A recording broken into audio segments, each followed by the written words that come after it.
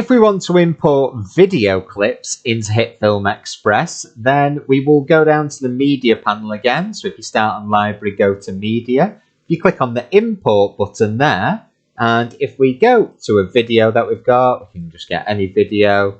And once it is on there on the timeline, we can add this in. So if we remove what we've already got there and press delete, we can drag the video onto the timeline. Again, it's saying that the editor settings differ from the clip you're adding. As you can see, we can't see the full clip here. If we click the yes button, it will adjust it automatically so that we have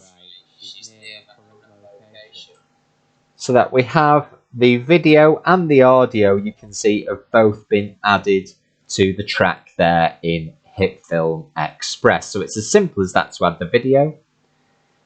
You can play it all the way through, and it's now ready to edit on the timeline.